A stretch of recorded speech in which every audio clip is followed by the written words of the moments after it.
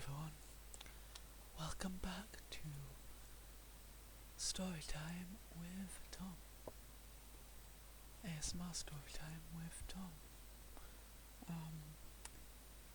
I haven't thought of a legitimate title for this series yet, so, it could be anything. But, this time, I don't know how long this episode will be, because we've got a solid 4.5 pages compared to 3 before, and that took almost 20 minutes, because it's not surprising, but when you're reading aloud, it's a lot, when you're reading in your head, it's a lot quicker than when you're reading aloud, especially if you're reading pretty slowly, and kind of screwing up every other sentence like I was doing. So, this is going to be fun, but at the same time it's going to be a long-paced series, so I do hope that you enjoy this stuff. This episode we're going to be reading the foreword to the second edition, and then I believe the prologue is about 15 pages long, so I'm tempted to say if it's going to run for more than half an hour, I'll cut it into parts and stuff like that. If not, then I can release the whole prologue as it is, but we'll get to that when it comes to that. First, we're going to read the foreword to the second edition. So, I will take a sip of water, because I want my mouth to be, you know what I mean. Okay. This tale grew in the telling, until it became a history of the Great War of the Ring, and included many glimpses of the yet more ancient history that preceded it.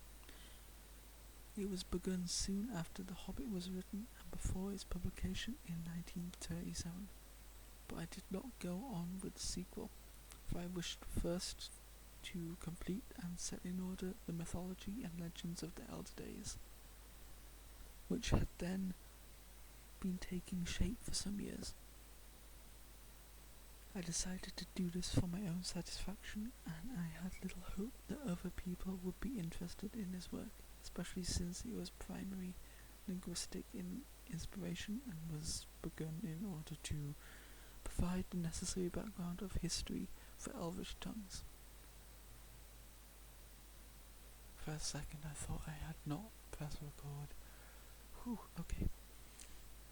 When those whose advice and opinion I sought corrected little hope to no hope, I went back to the sequel, encouraged by requests from readers for more information concerning hobbits and their adventures.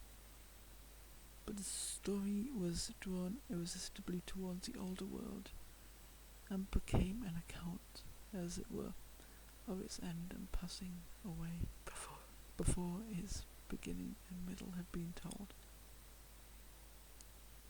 The progress had begun in the writing of The Hobbit, in which there were already some references to the old matter, Elrond, Gondolin, the High Elves and the Orcs, as well as glimpses that had arisen unbidden of things higher or deeper or darker than its surface, Durin, Moria, Gandalf the Necromancer, the Ring. The discovery of the significance of these glimpses and of their relation to the ancient histories revealed the Third Age and its culmination in the War of the Ring. Those who had asked for more information about hobbits eventually got it, but they had to wait a long time, for the composition of The Lord of the Rings went on at intervals during the years 1936 to 1949, a period in which I had many duties I did not neglect, and many other interests as a learner and teacher that often absorbed me. The delay was, of course, also increased by the outbreak of war in 1939, by the end of which year the tale had not reached the end of Book 1.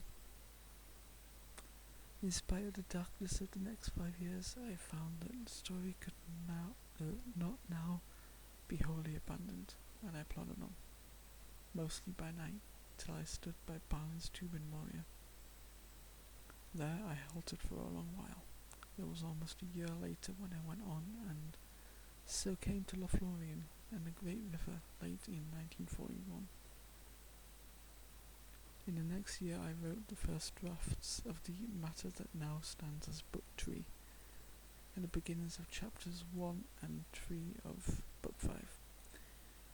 And there, as the beacons flared in Honorian and Theoden came to Harrowdale, I stopped. Foresight had failed, and there was no time for thought. It was during 1949 that, leaving the loose ends and perplexities of a war which it was my task to conduct, or at least to report, I forced myself to tackle the journey of Frodo to Mordor. These chapters, eventually to become Book 4, were written and sent out as a serial to my son Christopher, then in South Africa with the RAF. Nonetheless, it took another 5 years before the tale was brought to its present end. In that time I changed my house, my chair, and my college, and the days through less dark were no less laborious. Then, when the end had at last been reached and the whole story had to be revised, and indeed largely rewritten backwards, and it had to be typed and retyped by me. The cost of professional typing by the 10-fingered was beyond my means. The Lord of the Rings has been read by many people since it finally appeared in print, and I should like to say something here with reference to the many options or guesses I have received or have read concerning the motives and meaning of the tale. The prime motive was a desire of a tale-teller to try his hand at a really long story that would hold the attention of readers, amuse them, delight them, and at times maybe excite them or deeply move them. As a guide, I had only my own feelings for what is appealing or moving, and for many the guide was inevitably often at fault. Some who have read the book, or at any rate I have reviewed it,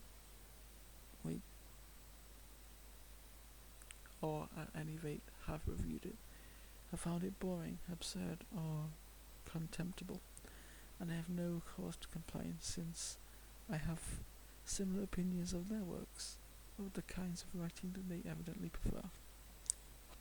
But even from the points of view of many who have enjoyed my story, there is much that fails to please. It is perhaps not possible in a long tale to please everybody at all points. That's pretty true. You can't please everyone. That's just not possible. Sorry, I kind of lost my place there. Nor to displease everybody at the same points, for I find from the letters I have received that the passages or chapters that are to some a blemish are all by others specially approved. The most critical reader of all, myself, now finds many defects, minor and major, but being fortunately under no obligation either to review the book or to write it again, he will pass over these in silence, except one that has been noted by others. The book is too short. I'll take a sip now. Oops.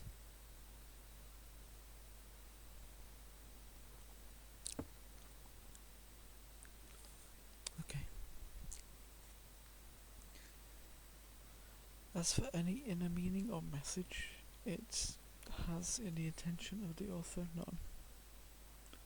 It is neither allegorical nor topical. As the story grew, it put down roots and threw out unexpected branches, but its main theme was settled from the outset by the inevitable choice of the ring as a link between it and the Hobbit. The crucial chapter, The Shadow of the Past, is one of the oldest parts of the tale. It was written long before the foreshadow of 1939 had yet become a threat of inevitable disaster, and from that point the story would have developed along essentially the same lines if that disaster had been averted. Its sources are things long before in mind, or in some cases already written, and little or nothing in it was modified by the war that began in 1939 or its sequels. The real war does not resemble the legendary war in... I am failing yet again at saying words. The real war does not resemble the legendary war in its process or its conclusion. If it had inspired or directed the development of the legend, then certainly the ring would have been seized and used against Sauron. He would not have been annihilated but enslaved, and Barad-dûr would not have been destroyed but occupied. By the way, I just want to say that I hope you are enjoying the series so far. I know I fail a lot, and it's actually, like I said before, it's actually incredibly tough to talk. I mean, like, I underestimated how hard it is to constantly talk for 20 plus minutes. So props to everyone that does, especially in a lower voice, like whispering, or just lower voice. So, yeah, I will fail, obviously, because the intellect used in this book is far beyond my recognition, and that is not something I would normally say out loud, but I'm too cool. Anyway, we have 1.5 pages left, so we could probably do it in 20-25 minutes, but the time does not really matter in this. I feel like I can stop at certain points and talk about things if I would like, and it would be cool, and add to it as well. It's not just ASMR reading, but it's my thoughts as well. I wish I could say words better. Thoughts. The Irish part of me comes out sometimes. So, again, I hope you bear with me because it's going to be a very long series, but it will be fun because Lord of the Rings is just great. There's great books, great movies, just great. And I haven't read the books for years, so this gives me a chance to read it while also reading it out loud, I guess, for you. So occasionally, if I have something to say, I will stop and talk about it. I don't want to talk for 5 minutes every page or whatnot, but at certain points I might have something to say. So yeah, if you don't like that, then I'm sorry, but it will happen throughout the series. It's not like I care how long this series goes. It could go on for 100 episodes. It could go on for 1,000. For all I care, it's more about me having fun and hopefully you having fun. Anyway, let's continue. Saruman, failing to get possession of the ring, would, in the confusion and treacheries of the time... Wait, did I read that right? Yeah. have found in Mordor the missing links in his own researches into ring lore, and before long he would have made a great ring of his own, with which to challenge the self-styled ruler of Middle-earth. In that conflict, both sides would have held hobbits in hatred and contempt. They would no long have survived even as slaves. I feel like that should say no longer, but maybe I'm just stupid. Other arrangements could be devised according to the tastes or views of those who like allegory, or topical reference, but I cordially dislike that word in all its manifestations, and always have done so since I grew old and wary enough to detect its presence. I much prefer history, true or feigned, with its varied applicability to the thought and experience of readers. I think that many confuse applicability with allegory, but the one resides in the freedom of the reader, and the other in the purposed domination of the author. An author cannot, of course, remain wholly unaffected by his experience, but the ways in which the story germ uses the soil of experience are extremely complex, and attempts to define the process are best guesses from evidence that is inadequate and ambiguous. It is also false, though naturally attractive, when the lives of an author and critic have overlapped, to suppose that the movements of thought or the events of times common to both were necessarily the most powerful influences. One has indeed personally to come under the shadow of war to feel fully its oppression. But as the years go by, it seems now often forgotten that to be caught in youth by 1914 was no less hideous an experience than to be involved in 1939 and the following years. By 1918, all but one of my close friends were dead. Or to take a less grievous matter, it has been supposed by some that Shire reflects the situation in England at the time when I was finishing my tale. It is not.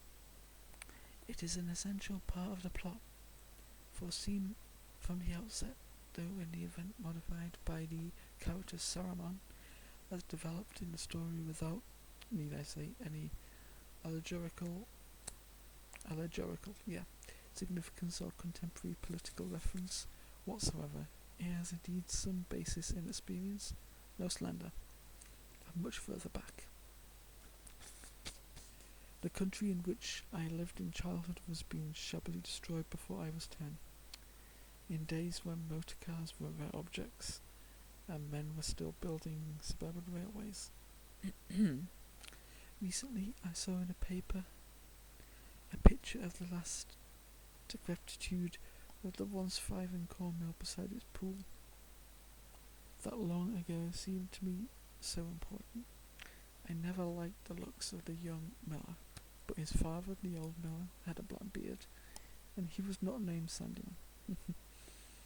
The Lord of the Rings is now issued in a new edition, and the opportunity has been taken of revising it.